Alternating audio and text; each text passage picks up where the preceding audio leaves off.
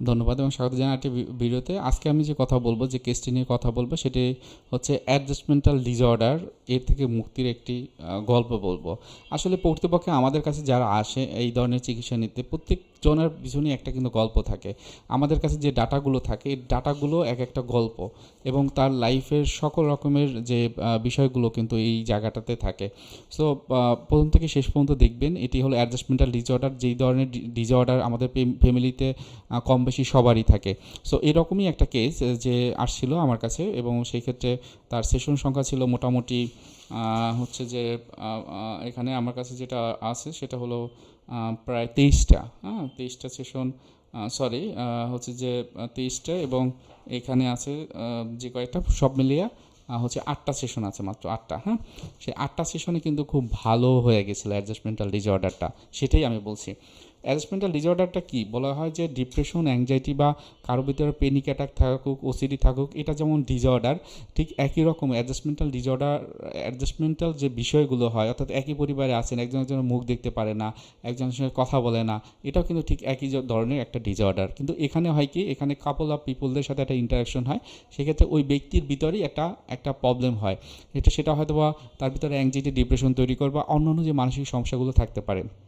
So আমার কাছে যিনি আসছিল, ওনার বয়স হলো 19 বছর, এবং উনি ঢাকার বাইরে থেকে এসেছিল, এবং যখন এসেছিল তখন কিন্তু তার ফ্যামিলি মেম্বার, তার সিস্টার এসেছিল।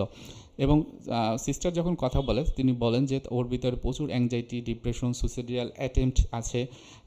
তার চিন্তাভাবনা এমন, অনেক বেশি পেসিমিস্টিক থট তার ভিতরে আছে, সবসময় লো মুডে থাকে।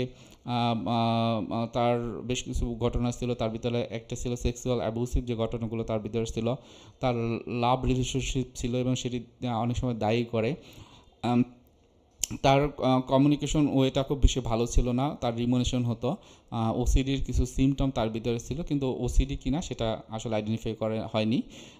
তার ভিতরে বিট্রাইট ফিলিং হয়, এবং অনেক কিছু ভুলে যায় এবং রাগ হয়। সে যখন আসে তখন কিন্তু তার অবস্থাটা একটু বলা যায় যে মাইল্ড, মডারেট, সিভিয়ার, অর্থাৎ মডারেট টু সিভিয়ার লেভেলে ছিল। যখন তার সাথে কথা বলি, সে কিন্তু অনেক বেশি কান্না করেছিল, কারণ খুব বেশি মন খারাপের জায়গাটা তার হয়েছিল। এবং সেক্ষেত্রে যেমন তার ফ্যামিলি মেম্বারদের সাথে একটা ভালো ইন্টারাকশন হচ্ছে না, হয় না, সাথে সাথে তার যার সাথে রিলেশন, সেই রিলেশনটা খুব ভালো যাচ্ছে না। মোটামুটি সব কিছু নিয়েই তার একটা সমস্যা তৈরি হয়েছে। এবং সে যখন আসে, তার লাইফ পজিশনটা ছিল I am not okay, you are not okay. আপনারা বুঝতে পারেন, আই অ্যাম নট ওকে মানে হচ্ছে এই পৃথিবীতে আমি ঠিক না, এবং এই পৃথিবীর কোনো কিছুই ঠিক না, যেটা তারা দেখে যে ইউ আর নট ওকে। এবং সেই সময় কিন্তু তার সুইসাইডাল অ্যাটেম্পটগুলো হয়। তো ইনিশিয়াল থেকে তার এগুলো আইডেন্টিফাই করা, তার বোনের কাছ থেকে বিভিন্ন তথ্য নেওয়া, এবং তার ভালো লাগার বিষয়গুলো সেগুলো আইডেন্টিফাই করা, তার থট প্রসেসগুলো কীভাবে কাজ করে, সেগুলো কিন্তু খুব সুন্দরভাবে স্মার্ট ওয়েতে বলেছিল। মাত্র 19 বছর বয়স এই পেশেন্টের।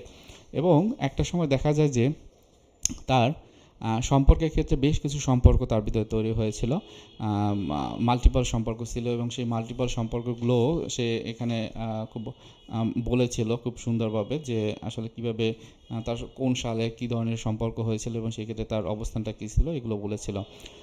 সে যখন দেশে থাকতো, তার এলাকায় থাকতো, তখন একটা ছেলের সাথে সম্পর্ক হয়, এবং সে বিদেশে যখন যায়, সেখান থেকে তারা হচ্ছে যে ভিডিও কলের মাধ্যমে বিভিন্ন রকমের কথা বলে, সেই কথাগুলোর মাধ্যমে তাদের একটা ইন্টারাকশন হয়, এবং একটা সম্পর্ক হয় ওভার ফোন, ভিডিও কলিংয়ের মাধ্যমে। সো এটাও একটা তার ভয়ের বিষয়, যে আসলে এটা নিয়ে কী হবে।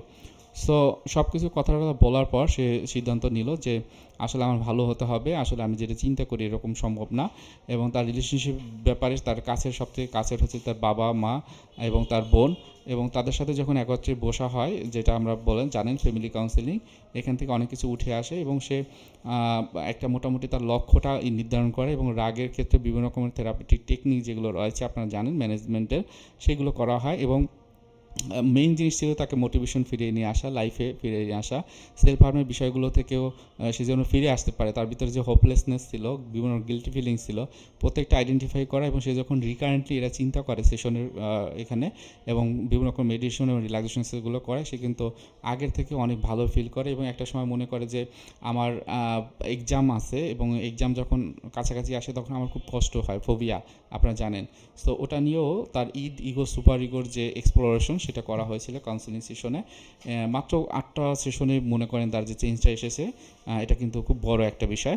সাথে সাথে তার যে তার বাবার সাথে বসা হয়েছিল, সেই বাবাও কিন্তু অনেক ইনফরমেশন দেয় এবং সেখান থেকে একটা সন্তানকে কীভাবে স্ট্রোক দিতে হয়, তাদেরকে ভালো রাখার জন্য কিছু অ্যাক্টিভিটি, নিজেদের ভিতরে কমিউনিকেশন ওয়ে, এগুলো কিন্তু শিখেছিল এবং একটা সময় তার এই যে অ্যাডজাস্টমেন্টাল যে ইস্যুগুলো, সেখান থেকে কিন্তু সে পরিপূর্ণভাবে মুক্তি পায়।